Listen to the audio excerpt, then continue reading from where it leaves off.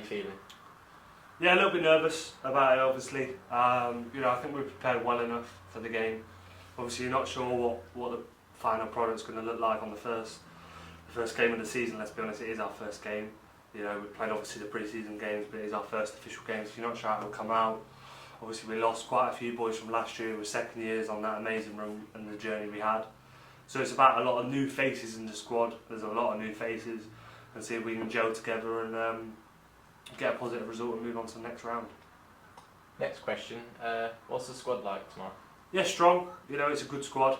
Good enough to win the game, definitely. I'd like probably a few more available faces through injury or not being in enough or unavailable for this fixture, but that's the way we are at the moment. That's the way we've got to be. But it's a strong enough squad to go and win the game. We've got areas that are definitely, I think, are very strong, and I think there's a lot of goals in the team. I think we can, if we defend properly. I think we are in a fantastic way of getting a good positive result. So last season you had a couple of under-16 players. How many you got this year? There's been a few in with us. I'm not going to say how many's in the squad because obviously I don't want it to. I don't want the squad to get out and people try and realise who's in and who's out.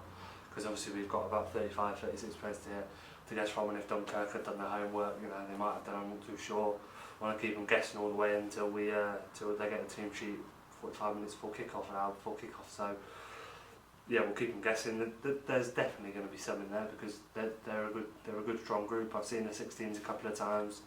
Dan's done a good job with them so far, and there's some good players coming through, and potentially there could be a couple in there, and you'll see them tomorrow night. And if you don't see them tomorrow night, you'll definitely see them in there next year. So you mentioned Dunkirk about there might do some homework. What are you expecting from them tomorrow? A good side. Throughout the years, the last obviously 4 or 5 years where I've been involved in sort of coaching, I've known about Dunkirk and their youth system they've got. They're strong. They're going to be a strong side. I think last year, we got, not to sound disrespectful, but we did get a little bit of a good draw. You can get them. We had 4 home ties. The first 2 games I felt we were given good rides, but rides that I expect us to win. I think this year with Dunkirk, and then if we get through Alfreton, I think that's probably it'd be a bigger achievement to win these 2 games than it was to get to the Youth Cup first round last year, the first round proper. Just for the magnitude of the teams we're playing, the history behind the 2 sides of youth, let's say.